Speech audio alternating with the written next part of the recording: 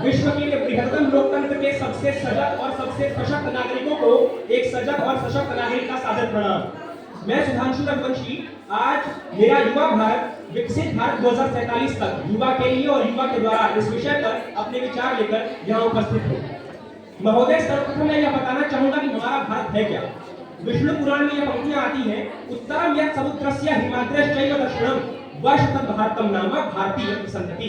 अर्थात हिमालय के दक्षिण में और समुद्र के उत्तर में जो भूभाग है वह हम सभी की पुण्य भूमि मातृभूमि मां भारती है और हम सब उसकी संतति भारतीय है। वास्तव में भारत वह भूभाग है जो हम सभी के हृदय बसता है। उस भारत के लिए हम सभी को एक साथ पुष्पित व पल्लवित करने के लिए एक संकल्प लेना होगा, जहां पर हर युवा यह संकल्प करेगा कि हम जहां भी होंगे भारत के लिए अपना सर्वोच्च बलिदान देंगे, सर्वोच्च उत्तर देंगे। मैं बताना चाहूंगा कि युवा की परिभाषा देते हुए हिंदी साहित्य के पुरोधस निबंधकार कुबेरनाथ राय जी ने लिखा है कि युवा अवस्था वह अवस्था होती है जिसमें वीराचार करने वाली प्रतिमा ही पावक दग्ध होठों के साथ देवताओं की भाषा बोल पाती है।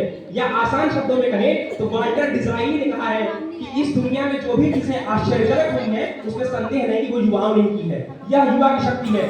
उस युवा शक्ति का आह्वान करते हुए पंडित अटल बिहारी वाजपेयी जी ने लिखा है कि मेरे वेदों का ज्ञान अमर, मेरे वेदों की ज्योति प्रखर, मेरे वेदों का ज्ञान अमर, मेरे वेदों की ज्योति प्रखर, मानव के मन का अंधकार क्या सभी सामने सकाट है।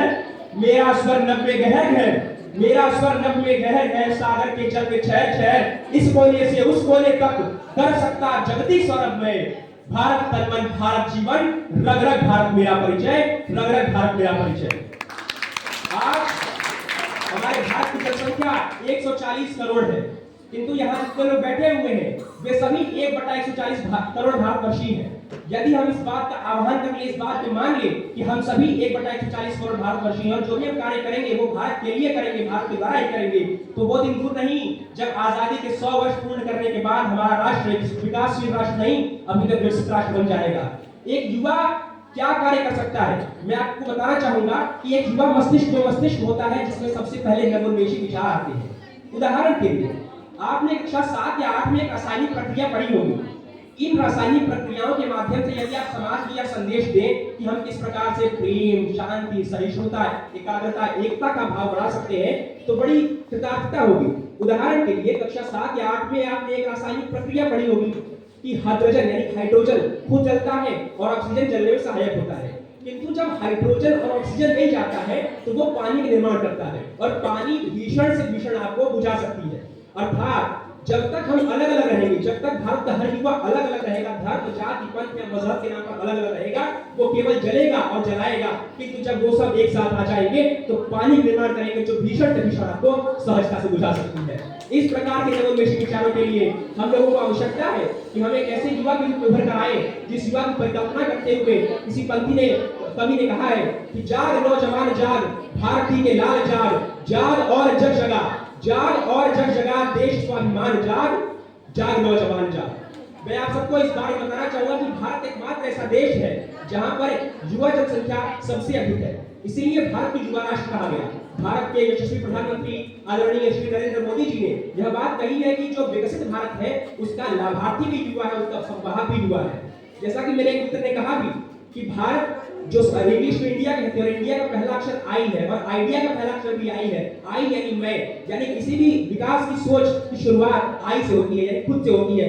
जब हम खुद में इस बात का निर्णय कर लेंगे, इस बात का संकल्प कर लेंगे कि हम आज से अपने देश के लिए अपना सर्वोच्च बलिदान देंगे, तो वो दिन दूर नहीं जब 75 वर्षों तक आजादी पूर्ण कर चुका हमारा भारत, आजादी का अमृत महोत्सव मना चुका हमारा भारत एक विकसित राष्ट्र के रूप में संपूर्ण विश्व पटल पर यही बात कहते हुए दृष्टिगोचर होगा कि सर्वे भवन्तु सुखिनः, सर्वे सन्तु निरामया, सर्वे भद्राणि पश्यन्तु, मा कश्चित् दुःखभाग् भवेत्। मैं बताना चाहूंगा कि भारत की ये सोच है कि अयम निजः करो वेति गणना लघु चेतसाम, या उदार चरिता नाम ध्रुव सुखैः कुटुम्बकम्। अर्थात यह मेरा है वह तुम्हारा है। ऐसी गणना करने वालों का हृदय अत्यंत क्षुद्र होता है। विशाल और उदार हृदय वाले युवा भारतीयों के लिए तो समूची पृथ्वी ही परिवार के समान है। इसी भावना के साथ समूची पृथ्वी को परिवार मानते हुए हम सभी को केवल अपने राष्ट्र के लिए नहीं, पूरे विश्व के लिए पर्यावरण के संरक्षण के साथ साथ इस देश में जितने भी क्रियाकलाप हो रहे हैं उन सभी क्रियाकलापों में बढ़ चढ़कर हिस्सेदारी करनी है। मेरे पास कुछ अभिनव उपाय है कि किस प्रकार से हम अपने युवाओं की शक्तियों का दोहन कर सकते हैं राष्ट्र के लाभ में।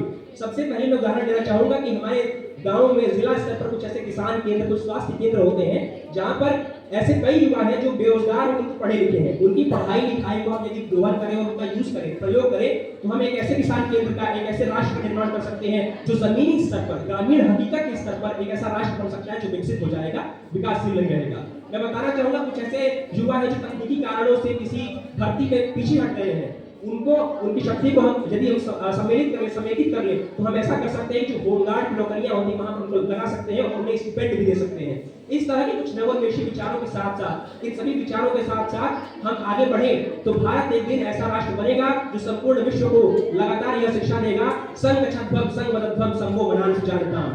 अंत में मैं आप सभी को बस यही कहकर आह्वान करना चाहूंगा कि उठे कि हम जो सो रहे, उठे कि हम जो सो रहे, अब उन्हें झिझोड़ दे, नवीन क्रांति दे, स्वदेश को नवीन मोड़ दे।